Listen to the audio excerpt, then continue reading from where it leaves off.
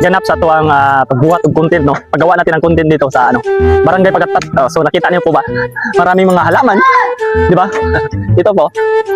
Ito pa. At may puno. Ayan pa. Ito ko kaya. Nagawa po tayo ng video. So dito po tayo sa maraming mga halaman. So mag-isa lang tayo. Hinihintay pa natin ating mga kasama na makarating. Hagal pong mukha natin bago lang akong gising. So ngayon, pakisuportahan lang po sa aming mga video. At hanggang dulo po, sana panoorin niyo po. Utang ko po lahat ang aking mga video na pinapanood niyo. Hindi ko po ito marating, hindi dahil sa inyo. Salamat po. Nung nag-umpisa pa lang ako sa mundo ng social media, marami po akong mga insecurities. Akala ko noon, hindi ko kaya na mag-vlog o pumasok dito sa social media. Nung nalaman ko, yung nagkasahod ako sa isang page ko na God is Love. Yung hindi pa siya na suspended. Na-suspend po yun dahil po may nalabag po ako ng batas sa mundo ni Mita.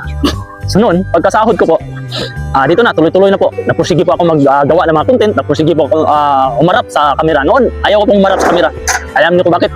Nahihiya po talaga ako na makita po ng mga tao dito sa social media. Nung nagkasahod ako, yung nakita ko, may pira talaga dito sa social media. Kasi sinubukan ko po, dinutuloy-tuloy. Yung tuloy-tuloy din yung sahod ko. Ilang year din ako nakasahod dito sa mundo ni Mita, nakapag-ipon. Hanggang nasuspend yun ng God is Love ko po.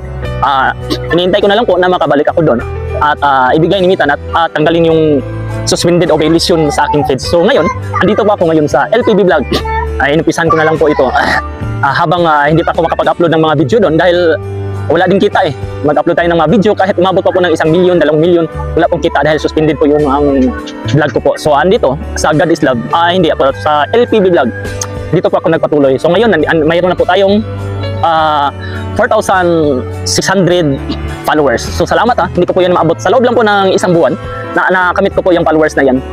Dahil noon nawalan ako ng pag-asa dahil nakita ko page ko na nasuspended at wala nang sahod, wala nang kita. Kumikita ko sa mga post-pics at picture pero ang liit hindi na ako kumikita sa mga video ko. So yun, para ako nabagsakan ng langit. So ngayon, bumabalik ako dito po sa LPB Vlog. Paki-support na lang po at paki-follow, paki-share po sa mga video na aking mga ginagawa. Salamat po sa panonood.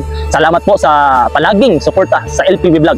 Hanggang dulo po ito, hanggang magkasahod o hanggang ma-monetize po tayo. Sana po ma-monetize tayo dito. Marami pa po tayong ganap na abangan dito sa LPB Vlog. Salamat po. God bless.